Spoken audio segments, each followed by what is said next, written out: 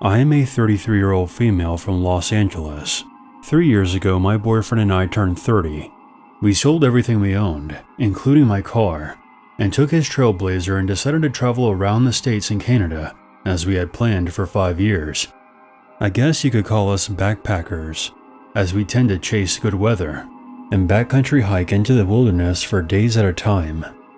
My brother likes to joke that we are anti-establishment hippies. We don't necessarily live off the grid, but between the two of us, we have one prepaid phone we use for emergencies or checking in with family and friends, and one MacBook I use for work. I'm a freelance writer, content creator, and I'm on retainer with a robotics company. I mostly write boring papers or web content. The whole point of our living situation is to live debt-free and have as few bills as possible. I only use free Wi-Fi, so 1 to 2 times a week, we have to go to a city with a Starbucks. This background info is only important so you know more about who we are and how simply we live. Neither of us is involved in social media and know very little of Reddit, Instagram, or any apps because the phone that we have is not a smartphone. We don't even text. Last summer, we decided to do some backcountry hiking in Arkansas. It's one of those states you never really hear about other hikers visiting, but we had read about some beautiful natural landscapes, and the rules at this particular park were pretty lax, and there were a few basic laws and guidelines we had to follow. But there was no check-in needed. We had all the basics and planned to do a 6-day hike, 3 in, 3 out. The whole time we were out, we didn't see or hear another soul. But one day, we were prepping to move off trail and find a camping spot as it was getting near dusk. Half-mile off trail is usually the standard for us. We took what looked like an animal trail, and about half a mile out, we saw a green 2-person tent. It was almost camouflaged in the foliage, so we came upon it almost by accident. Some backpackers prefer privacy, others are more social. We were the more social type. We have had some great experiences camping near other backpackers, sharing stories, food, and a joint or two. We were around 30 yards away from the tent. It was zipped closed, so my boyfriend shouted a greeting to make our presence known. There was no movement or sound.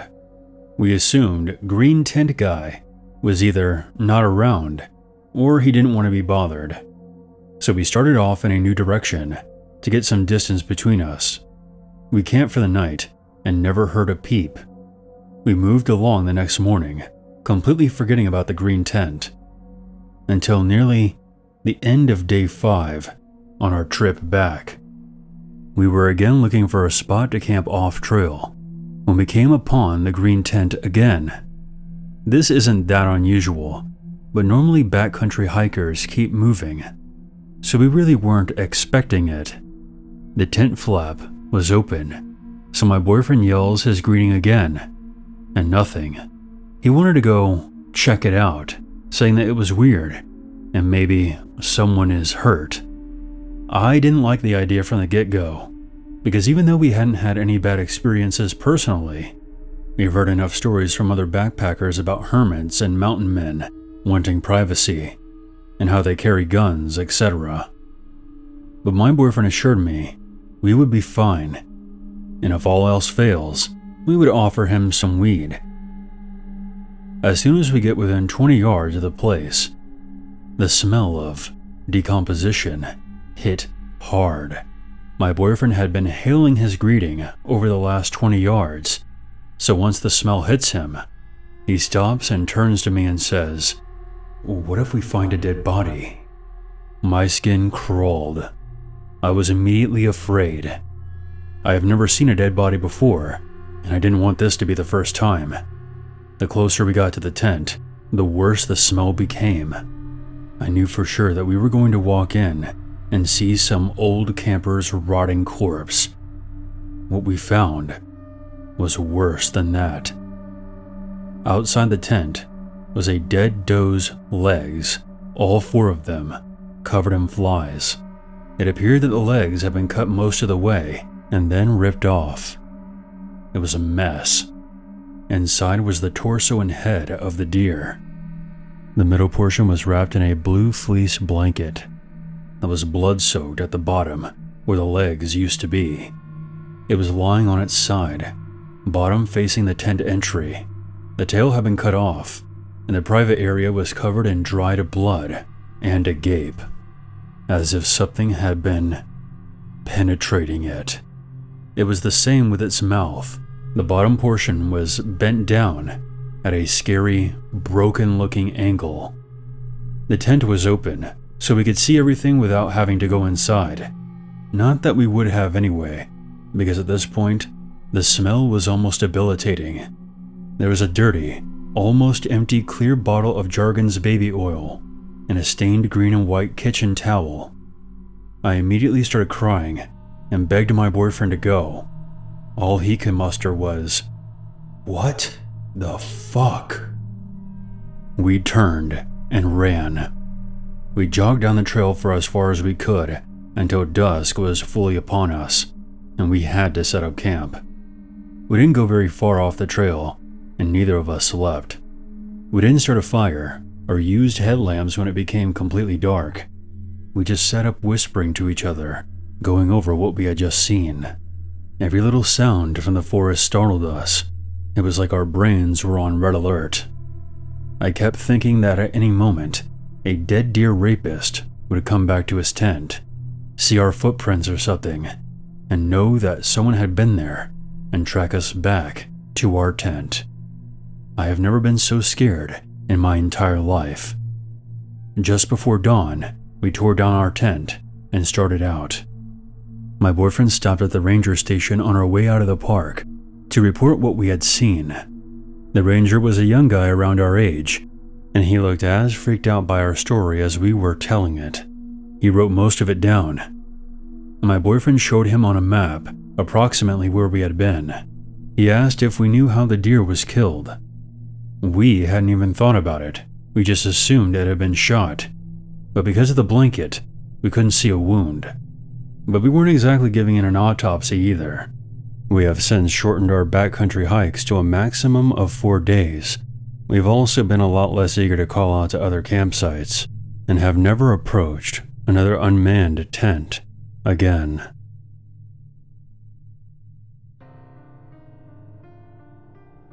My name is John Smith III, and I'm 55 years old. This is my grandmother's story.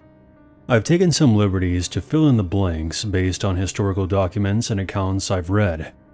My grandmother, Laura, lived through the German occupation of Poland in World War II. Her family resided in a region of Poland that was once a part of Germany before the war. This is important to keep in mind while listening. Let's return to early 1945. Laura would have been about 15 years old at the time. At this point in the war, the Nazis had occupied the area for several years.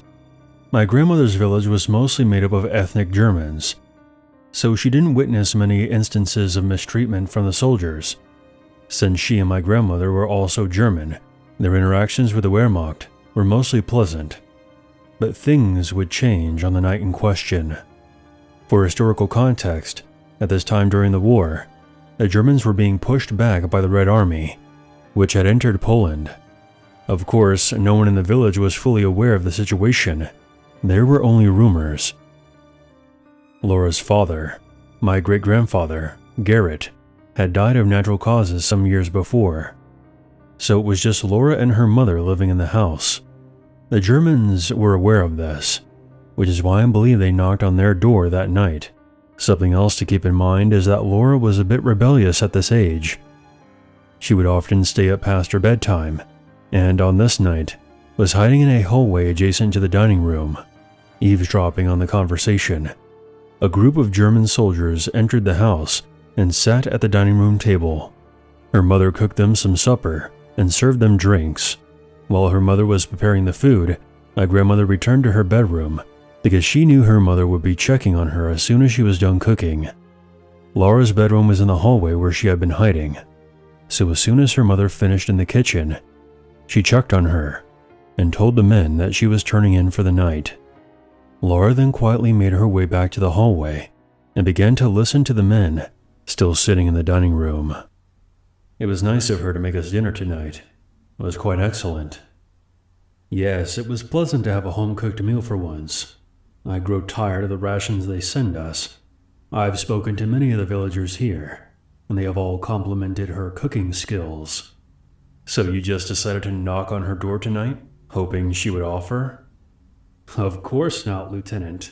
I ran into her earlier today, and told her that we were ordered to conduct a search of this premises, but that I didn't think it would be necessary if she treated us to dinner." "That's the captain for you, always calculating."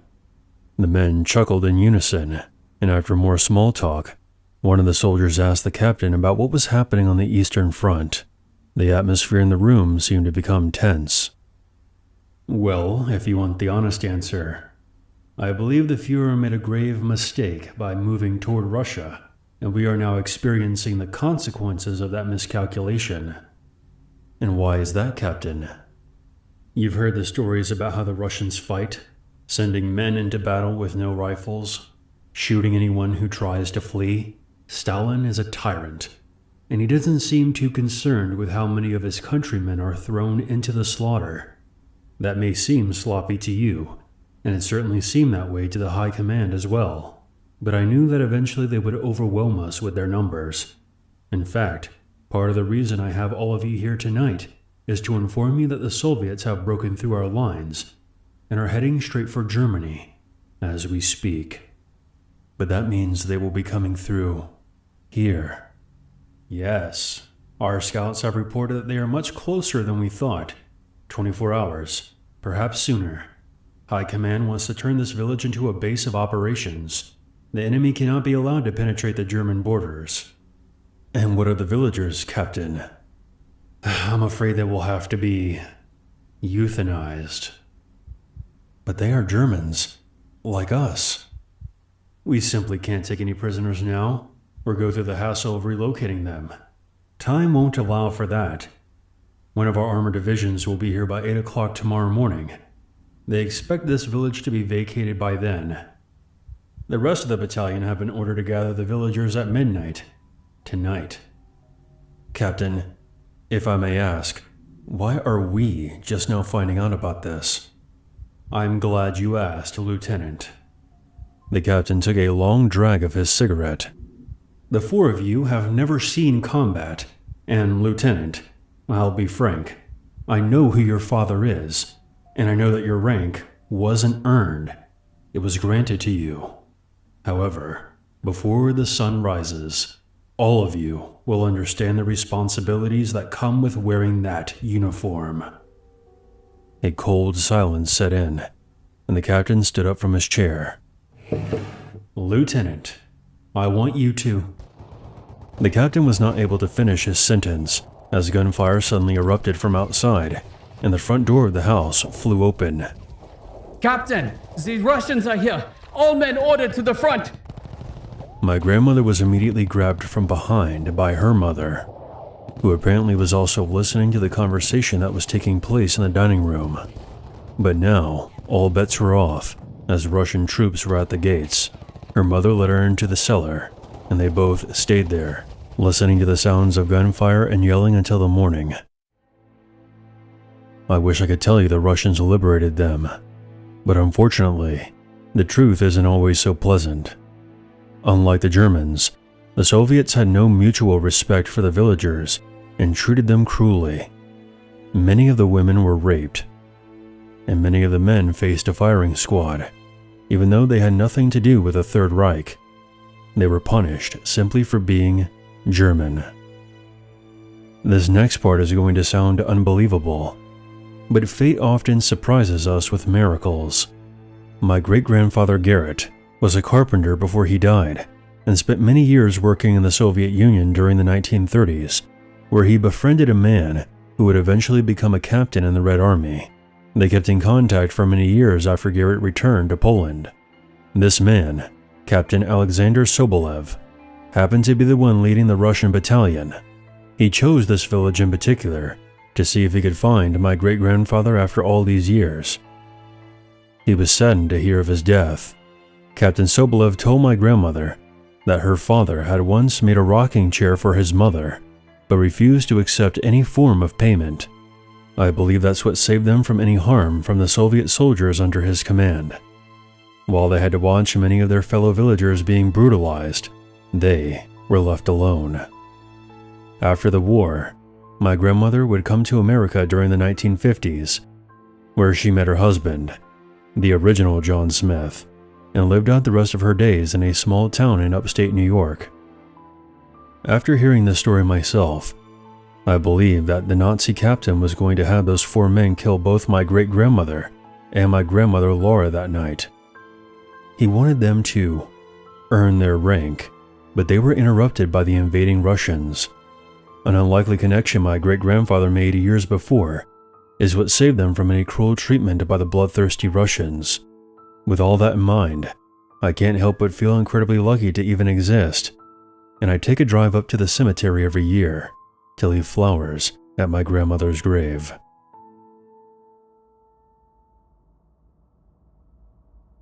This story is not mine. It's my step-grandmother's, who had quite the colorful young adulthood growing up in Virginia. This story takes place in the late 1970s, back when credit cards were used to open locked doors. My grandmother lived in South Richmond, which was at the time the murder capital of the United States. She worked at night shift as a security guard at a hotel and lived in a new apartment complex in the inner city. Fresh out of college, she didn't have the income to live anywhere else. She stayed on the 3rd floor of the apartment building. It was unlit and rather dark, even at high noon, and especially during the nights. Not long after she had gotten home from work one night, she heard shuffling outside of her door. Since there was a significant amount of dead leaves collected in the stairwell, she figured it was the wind. She ignored it and sat down to eat dinner before going to bed. The shuffling started up again, along with a thud against her door. It was then that she heard a credit card, or something of the sort, being inserted in the space between her door and the door frame in an attempt to get the lock to disengage. She grabbed a baseball bat from under her couch and got up and shouted at the would-be intruder that she was a security guard and that she was armed. She expected to hear footsteps heading in the opposite direction. Instead, she heard someone say, "You're going to open this door, and I'm going to kill you." She froze, as I imagine anyone would, and all was silent. She heard the man chuckle outside of her door, but didn't try to jimmy the lock any further. Instead, he began banging and scraping on the door until around 5 o'clock in the morning. My grandma was terrified to leave her apartment, afraid that when she did return, she would find the intruder inside. She later went to the manager of the apartment complex, who deferred her to the Richmond police. They informed her that there had been multiple reports of similar incidents in the area, as well as sexual assaults and murders. This happened around the same time the Briley brothers were on a killing spree. Linwood Earl Briley was known to target and kill women on his own, as well as with his brother. It was likely him outside the apartment that night, though this is only speculation, but it's the only explanation they could come up with at the time.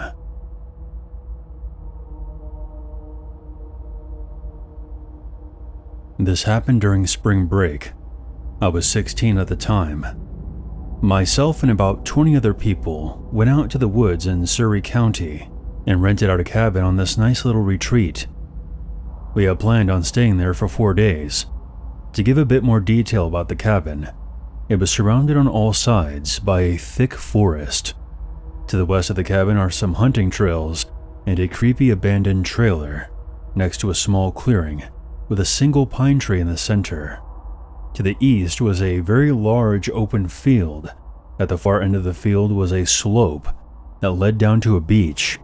On our last night there, a group of about 8 of us decided to go down to the beach and sit around and sing songs while playing guitar. 11 p.m. rolled around. Everything was going fine. And then 3 of the guys decided to head back to the cabin and grab some food. They were gone for only about 10 minutes before one of them called his brother, who was still on the beach with us. His reaction to the call made it seem like something happened or someone had gotten hurt. When he got off the phone, he said, "We have to leave here, right now," in a very hushed and panicked voice.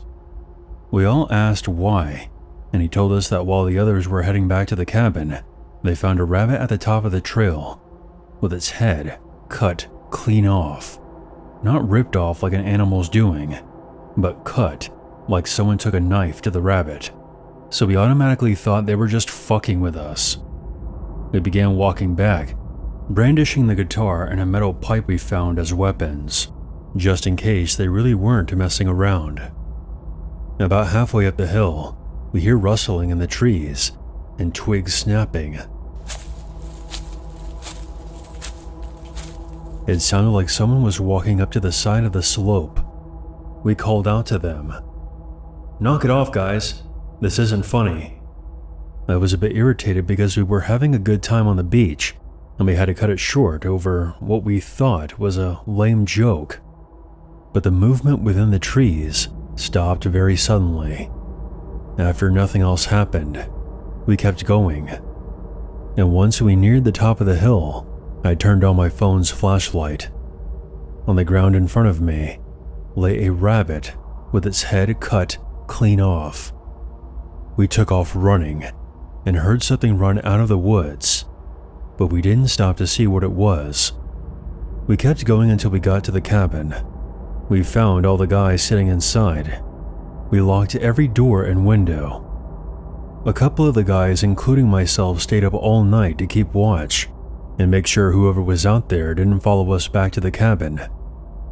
We all fell asleep around 6:30 a.m., but we only got a little over an hour's rest, because we woke up at around 8 to someone flipping out about a decapitated rabbit head lying on the porch, just outside the front door.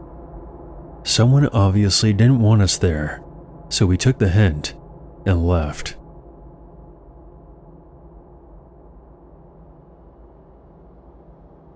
This happened in 1999.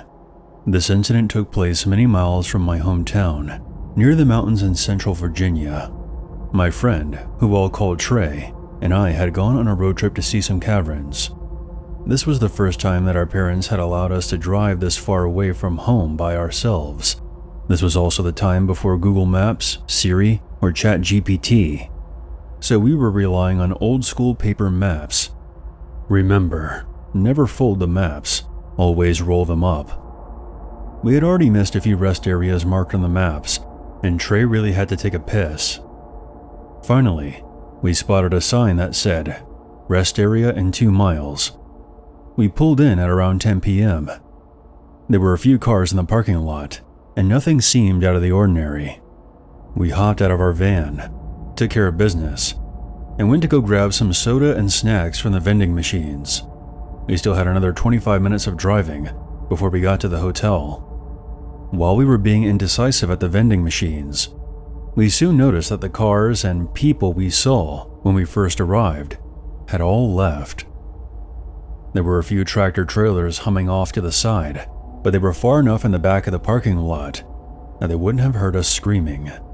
We then saw an older model navy blue Chevy come through the entrance.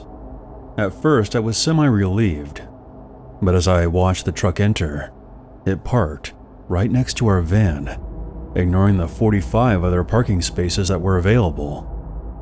I tried to downplay it, thinking that maybe they were going for the safety in numbers approach or something, even though people often avoided parking next to vans in dark parking lots, even back in those days.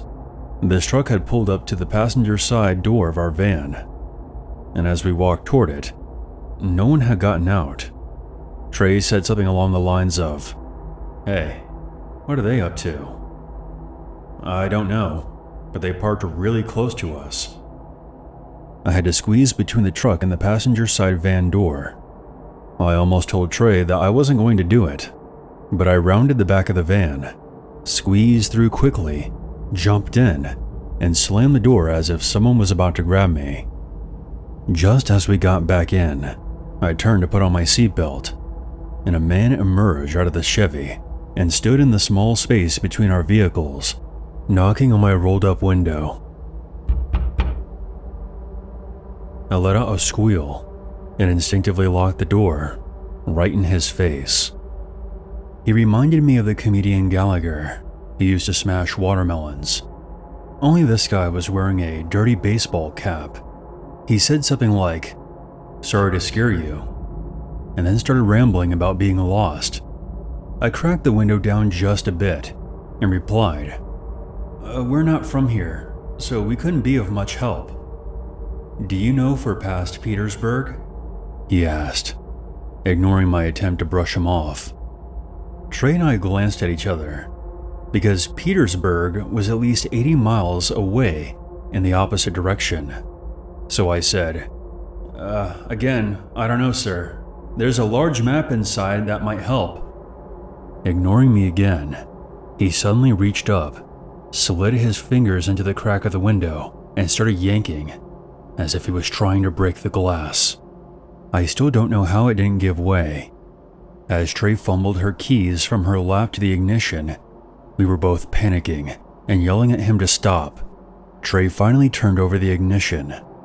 In a low, growly voice, he said, "I've drank blood fresher than yours anyway," and gave the window one more yank before Trey backed out of the parking space, his fingers still on the window while I was frantically trying to roll it up. Looking back, I wish I had been a bit faster, because it might have been worth taking his fingers off. He didn't follow us as we fled back toward the interstate. We didn't inform the police or our parents because we didn't want to hear any stranger danger or "I told you so" lectures. But I hope I never encounter another creepy vampire Gallagher ever again.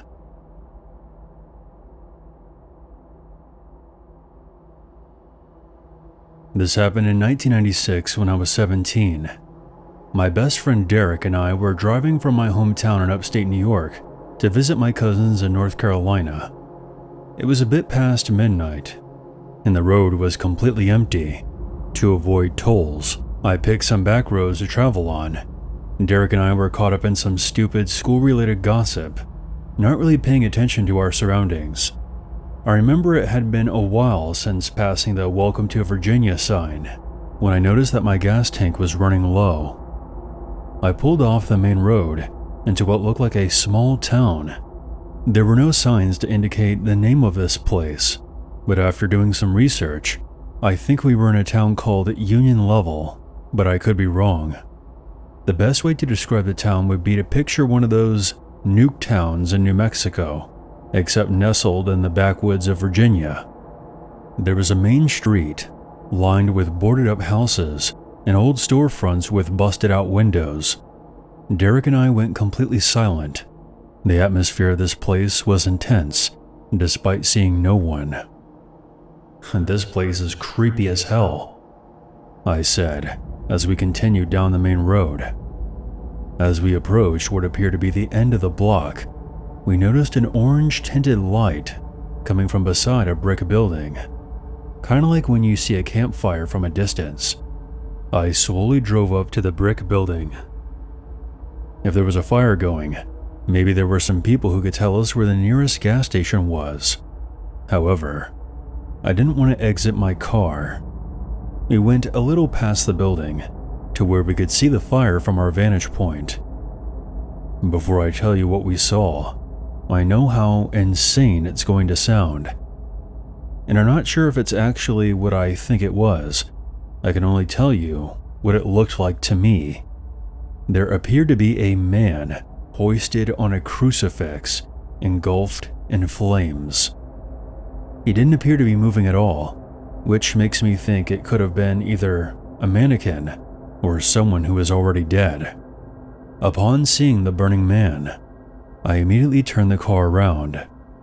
Despite my car running on fumes at this point, I floored it out of there. As we were going back through the abandoned town, I felt a thud against the side of the car, but I didn't slow down at all. We got back to the main road, and I drove down the highway until I saw what looked like a well-lit gas station. We pulled up to an empty pump, and after collecting ourselves, we exited the car. I instantly walked over to where I felt the thud earlier, and saw a bullet hole just above my rear driver's side tire. I'm no gun expert, but it looked like a 9mm. I flipped out. If it had been just a bit lower, it would have blown out the tire, and we would have been trapped in that abandoned town. I ran inside the gas station and told the clerk about what just happened. I asked him if he knew the name of the town up the road, but he just stared at me blankly. And not to be too harsh here, but I don't think English was his first language. So I told the guy just to call the cops, which he seemed to understand. Thankfully, I drove a Toyota, and my gas tank was on the passenger side of the car. While we were waiting for the police to arrive, we filled up, and I parked the car outside of the store. Soon, a patrol car pulled in next to us. I'm kind of a new viewer to your channel, but I just discovered the Rake vs. Dogman series you did a while back.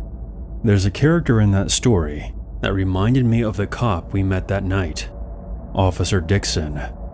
And for those of you who don't get the reference, I'm saying this guy was a real piece of shit. We explained to him what happened, and he just sort of dismissed everything we said, even denying that there was an abandoned town around there. But something told me this guy knew exactly what I was talking about, and I was getting a bit pissed off, because he was clearly lying and not taking us seriously. Listen, sounds like y'all was trespassing on someone's property, and around here, people carry guns. I'm pretty sure it's illegal just to shoot at someone. Stop talking. Y'all clearly ain't from around here. Do me a favor, and just get back in your car and get the hell out of here. The officer then placed a hand over his holster. Something seriously messed up was going on around here, and something told me that if I argued with him any further, my friend and I would end up in the obituaries. Yes, sir. Sorry to have troubled you. No problem, young man. I'll just stay behind y'all till you reach the county line, just to make sure y'all get out of here safely. The officer watched us get back into the car, and we left the gas station. I know he said he was going to follow us, but I honestly didn't see anyone behind us until we got to a more populated area. As I said before, the ghost town looked a lot like Union Level, but I'm still not entirely sure if that was the place or not. Something was going on there, and the cop was clearly warning us not to get too curious. My theory is that we came across some kind of ritual, and the area that we were in was controlled by a cult. Again, that's just me spitballing, but what I do know for sure is that I made the right decision by not arguing with the cop any further and leaving. I'd much rather have a hole in my car than in my head.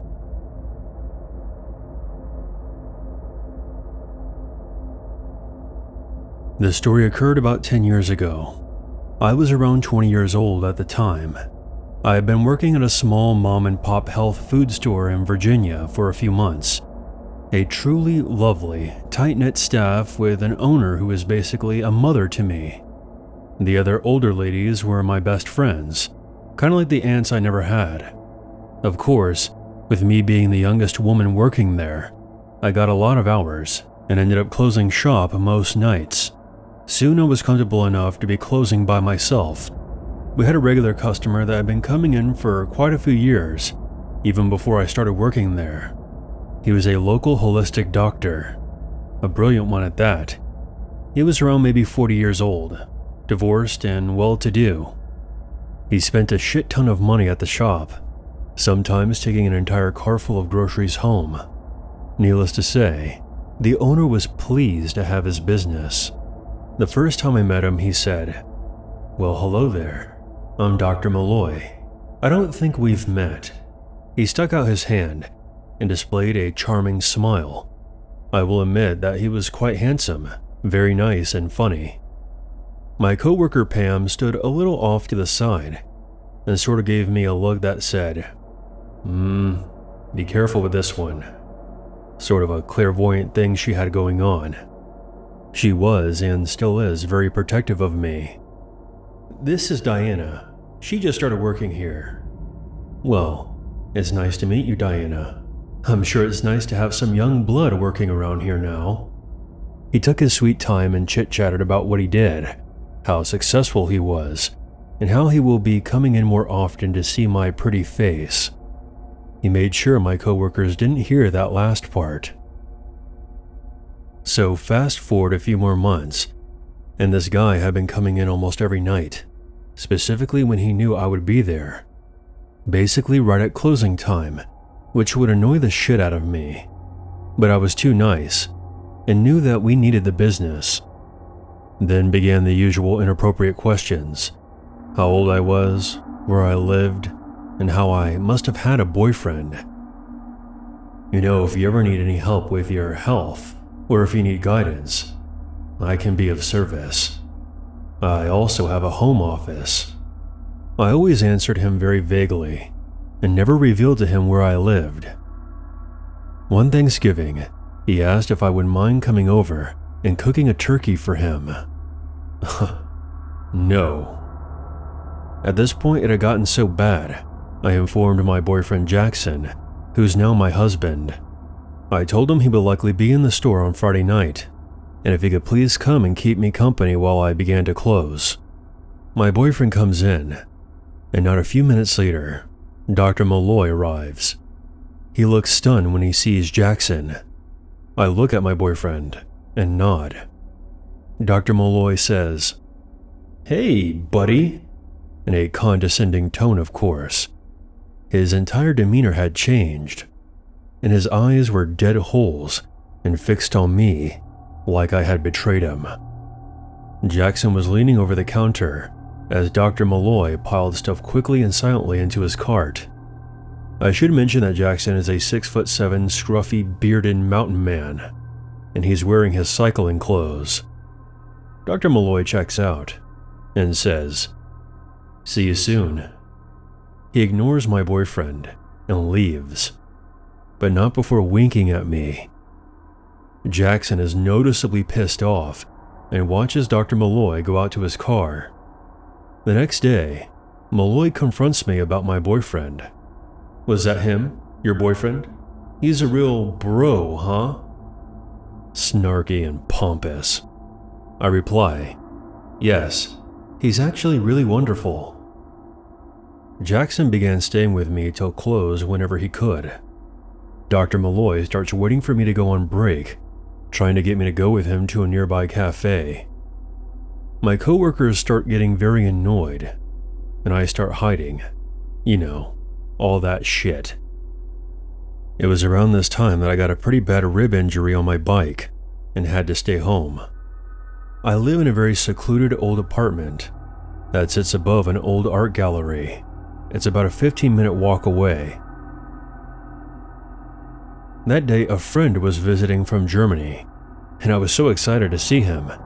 He brought me food and coffee, and we were just chilling inside, catching up, when we hear, "Hello? Is anyone there?" I recognize the voice. What the actual fuck? I open the door, and it's Dr. Malloy, holding a large suitcase. "I heard you were injured. I brought my acupuncture supply, and I'd like to gift it to you with a session." He tries to walk in. My friend is baffled, and I say, No thanks. My friend is here visiting, and he's taking good care of me." He looks at my friend, and his eyes fill with rage. "I came all the way here for you, and this is what I get? You have 2 boyfriends now? Disgusting." At this point, my friend steps between us and tells him to leave and shuts the door. Dr. Malloy bangs on the door, cursing and flipping out, before eventually leaving. I told my coworkers and my boyfriend about what happened. Jackson is enraged and wants to strangle this guy. But things calm down when Dr. Malloy seemingly disappears for a while. But now, his roommate starts scouting me out for him, asking me if I'd like to come over for dinner and have some fun, and tells me that Dr. Malloy really misses me. I am livid, and I tell him to fuck off. His friend just wasn't right. Real sex offender vibes, if you catch my drift. It wasn't long after that when Dr. Malloy waited outside the store as I was leaving for my break. My boyfriend was on his way to take me out, but Dr. Malloy stops me and says, "You're gonna come with me today." No. I'm going out with my boyfriend. Please leave me alone." "No. I'm going to take you to Montana. Get in my car. Leave your boyfriend. I can take care of you for the rest of your life. I know you love me. Don't lie." He's saying all this to me while holding onto my wrist and trying to drag me away when Pam bursts through the door, screaming and pulling on his shoulders. Dr. Malloy grabs my hair and basically tried to rip it out of my head. Then Jackson comes running over and tackles this piece of shit and puts him into a headlock. Everyone is yelling and losing it. I'm silent and in shock. The police are called. Dr. Malloy was arrested and in cuffs. The last thing he says to me is, "Your ass is mine." Restraining order ensues. I didn't press any charges. We were about to move to a new place anyhow, and I knew I was protected at work. Last I heard, Dr. Malloy closed his business and moved to Montana, and he can stay there.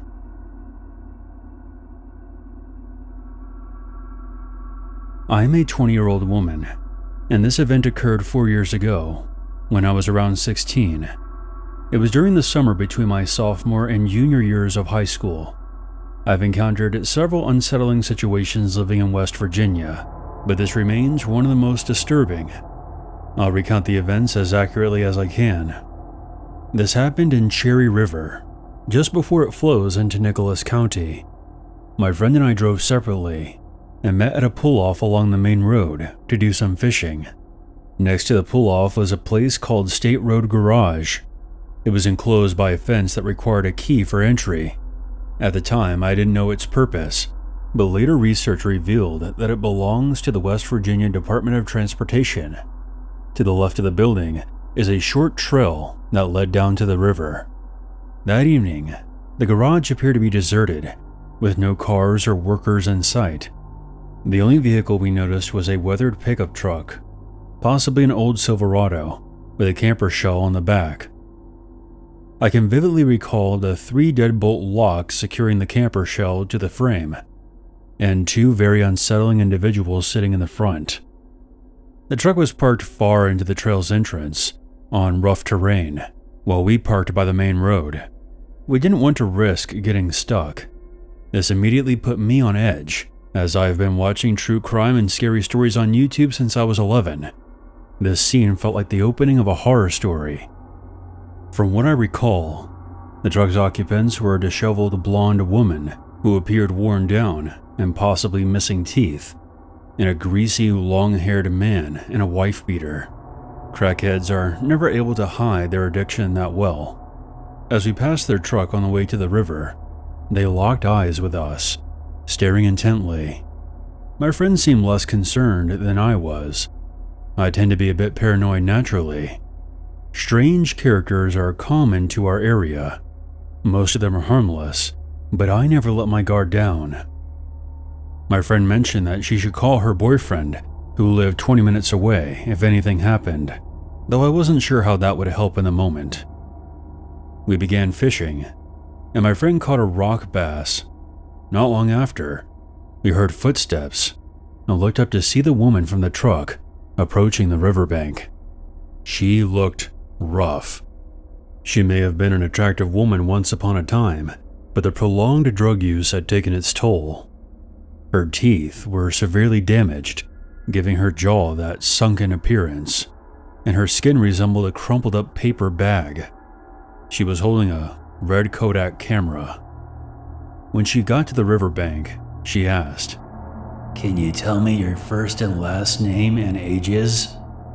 She then told us that she was taking photos for a newspaper. My alarm bells were going off big time. My friend and I had made plenty of poor decisions in our teens, but I was always weary of strangers, especially in this context. But I panicked and gave my first name, but lied about my age, subtracting just 1 year. A pointless fib that wouldn't have mattered if our details were being collected. I didn't give my last name, and I can't recall what my friend said. The woman then asked, "Can I take your picture?" Despite my unease, I was a people pleaser and reluctantly agreed. She snapped our photo and started back toward her truck, tripping on the rocks as she went. My friend and I stifled giggles at the odd encounter. A short time later, my friend's fishing line broke, and we headed back to our cars. To my frustration, halfway back she told me that she had forgotten her tackle box by the river. Every instinct screamed not to go back, but I knew it wasn't a good idea for her to go back alone, so I reluctantly followed her back down to the riverbank. On our way back, we encountered the man from the truck. He reeked like he had been bathing in a shit bath. "Have y'all seen my girlfriend?" This question was odd. They had been together in the truck before the woman approached us. This felt like a setup, straight out of a human trafficking scenario. Alarmed, we told him, "Yeah, she went that way," pointing in the opposite direction of our fishing spot. He nodded and wandered off. I urged my friend to leave, baffled by her insistence that everything was fine. I was on high alert, half expecting the couple to charge at us with weapons. I scanned the area, noting that the rocks along the river could be used as potential defense and planning escape routes. The silence that set in was eerie. Maybe they left, or maybe they were waiting. About 10 minutes later, a blood-chilling scream echoed from upriver. It sounded like the woman from the truck. Terrified, we bolted into the forest, away from the river, and through the dense thicket. There was no trail, just a patch of trees parallel to the main path. The scream seemed to come from near the trail's entrance, so we couldn't risk heading that way. We came out of the tree line along the main road, downstream from our cars, and we sprinted to them. We tossed our tangled up fishing gear inside and locked our doors. As we caught our breath, we see the couple rushing back to their truck. I was honestly surprised to see that the woman was still alive. They glared at us before hopping into their truck and speeding off. My friend and I sat there and tried to process the whole ordeal, watching the road in shock. Minutes later, the old Silverado flew past us again, heading in the opposite direction. The woman was leaning out of the passenger window with her camera, and she snapped another picture of us. My friend pulled out behind them, and so did I, and we followed her. My friend recorded herself reciting the license plate number to remember it. The truck veered into back roads and eventually lost us. We drove to my grandmother's house nearby and told her everything. She agreed that we should call the police. An officer eventually came and took our statements, but I worried he didn't take us seriously. He said he would run the license plate, but we never heard back. I've always wondered who those people were and what they had planned. Somewhere, there may be some photos of my friend and I, awkwardly holding our fishing poles, possibly labeled with our names and ages, pinned to a corkboard in a dark room. It was about a year after this happened that the Donald Ray Lands and the Jean K. Whitefeather case became headline news around here. They were a couple who adopted 5 black children from a Minnesota shelter and forced them into labor as slaves on their property. The couple that we encountered were not them, But it does make me wonder what could have happened to us that day. The woman screaming could have been a ruse to get us somewhere so they could force us into the back of that Silverado. Our parents might have never known our fate, which still bothers me to think about. I've searched local news websites and online articles, but I found nothing about the couple we encountered that day. I still go fishing often, but I've never returned to that spot.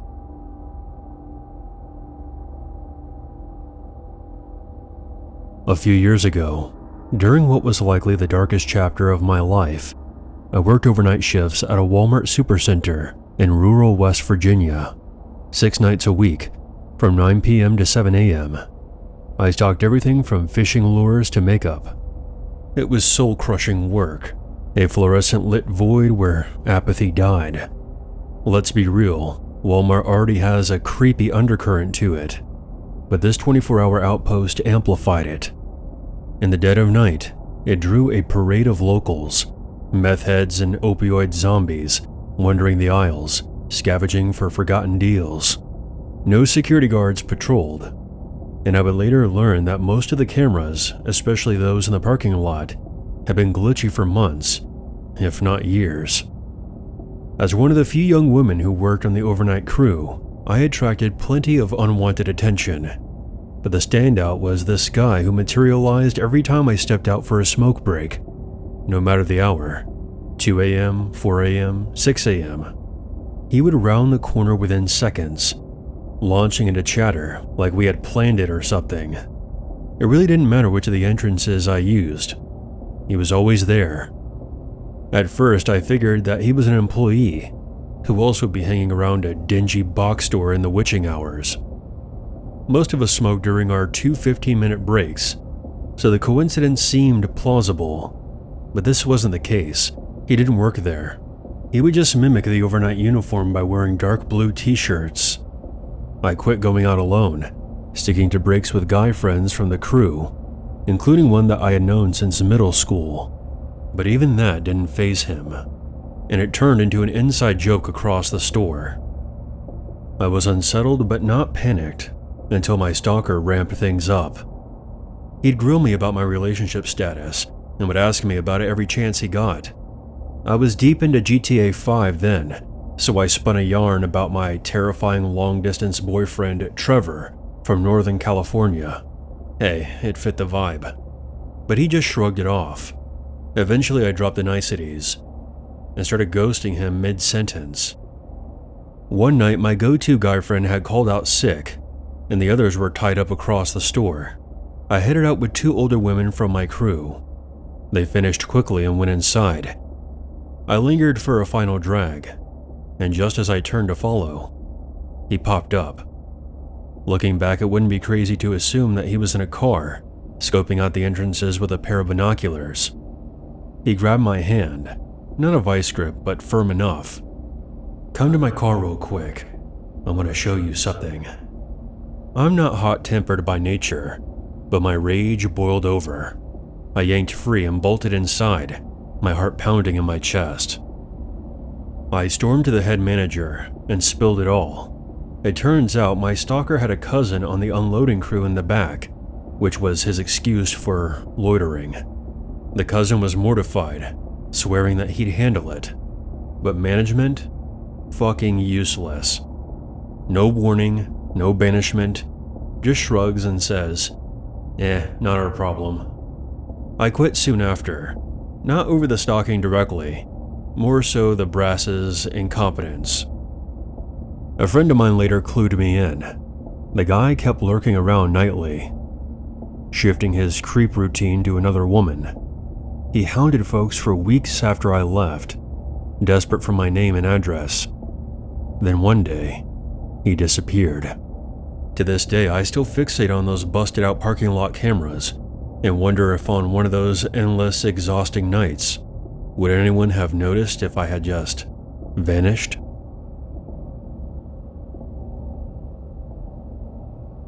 I'm 32 now, and this happened over a decade ago, but it still keeps me awake at night. It was late 2011. I was fresh out of high school, scraping by as a busboy at a small diner in Washington, D.C., before college kicked in that January. My buddy Alex, who I've been tight with since middle school, and myself decided to shake off the city grind with a weekend getaway. Some friends of ours had rented a cabin in the backwoods of West Virginia, tucked in the hollers near Summersville Lake, about a 3-hour drive from the Beltway. It was supposed to be bonfires, brews, and fishing. Sounded like a good time. We piled into my 1990 Honda Accord. It looked like a piece of shit, but it ran perfectly. It had a collection of CDs I'd spin on long drives. I was really into Dark Throne back then. The drive started easy, the Beltway crawl into I-66, then west through the Shenandoah haze. But as the sun began to set around 6 p.m., we missed a turn at a sketchy, unmarked fork and ended up going down the wrong way. Yes, we made a wrong turn in West Virginia. The irony is not lost on me. The GPS was no help. I figured we were in some kind of dead zone. Neither of our phones were cooperating either. Screw it. Let's just see what's at the end of the road, Alex said. As we snaked deeper into the forest, the pavement gave way to gravel that crunched like teeth under our tires. The sky darkened, and the headlights became the only sources of light. There were no streetlights, no houses, just endless pine trees bordering the road. Then, the road pinched into a single lane, flanked by a barbed wire fence. A faded signpost was lit up by the beams. Private property. Trespassers will be prosecuted. Slow down. This might be it. I hope you're right. Having a double-barrel shotgun go up my ass is not on the bucket list. We rounded the bend and came to a clearing. There was a faint porch lamp on a rundown cabin that looked like it had been gnawed by termites. Clotheslines stretched between crooked poles. One of the lines appeared to have several carcasses dangling from it. At first, I thought it was a hunter's haul, but as we crept closer, the beams swept over the hanging bodies, and my breath caught in my throat. I'll admit that I'm not used to seeing skinned and gutted deer torsos, but there was something about the body at the end of the line that broke me. It seemed different from the others, human-like, or at least it used to be, before someone hacked off the arms and opened up the chest. I knew this was completely fucked when I felt bile rising in my throat. I had to look away and regain my senses. I don't recall seeing a head, by the way. Holy shit, is that a person? Alex whispered. I didn't say a word. I quickly put the car into reverse and slammed down on the gas pedal, backing away from the clotheslines. I had to make a 3-point turn to get out of there, because there was no way I was going back down that narrow dirt road in reverse. However, in my panic, I didn't pay attention, and the back of my car crashed into a couple of drum barrels. Shit! What was that? I don't care. We're getting out of here.